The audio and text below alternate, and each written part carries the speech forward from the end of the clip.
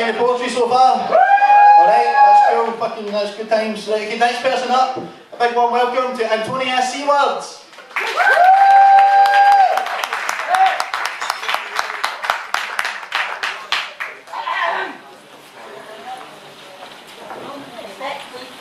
Maybe a little bit high for me.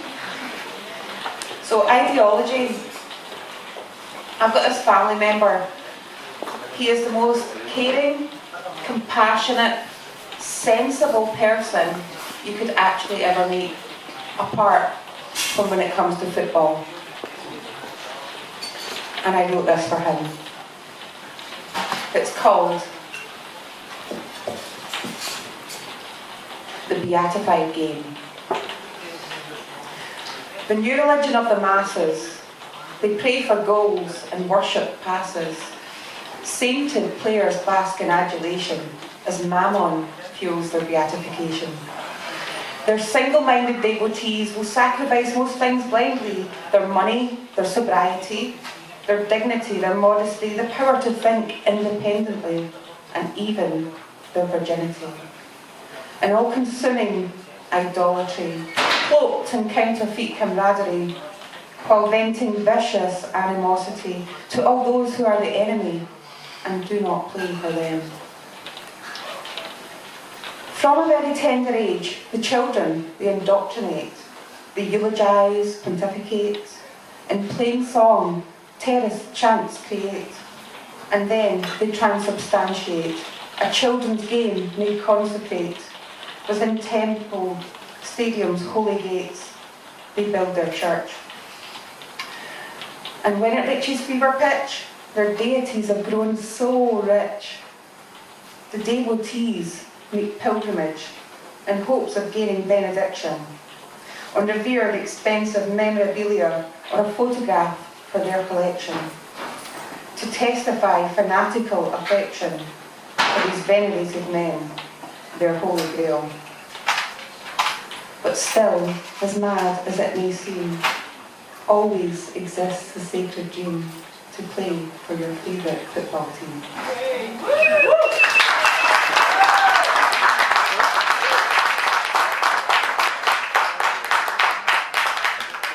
So I'm a mum and I've got 3 young children, so my brain doesn't work properly anymore, which is why I forgot to bring all my printed out stuff with me tonight, so I'm going to have to read my next one off my phone.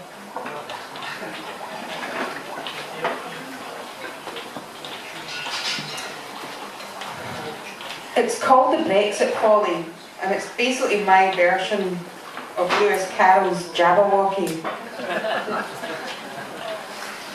'Twas Brexit, and the slimy toads did slip and slither all the way. Incredulous were the Brussels doors, still the Marys prevailed. Beware the Tory overlords, the grasping, greedy, tax-dodging fat cats. Beware the false Scott Davidson. Shun the charade that Boris hatched.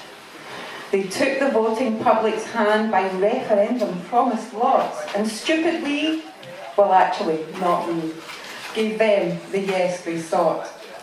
And as they rode the majority's mood, Brexit by the back door came, riding roughshod over the sovereign nations, whispering its name.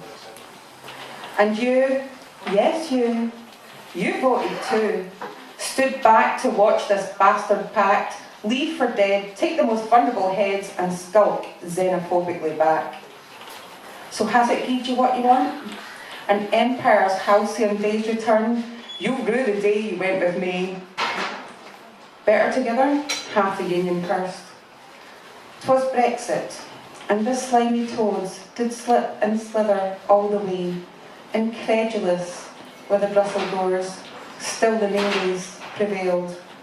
Beware the Tory overlords, their treacherous talk and disingenuous facts. Beware the false Scott Davidson, and shun the charade that Boris hatched.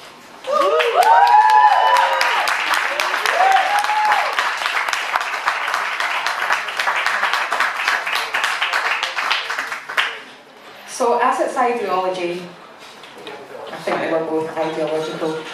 This is a stretch, but it's Scotland, and it's what I love, and it's called Our Words.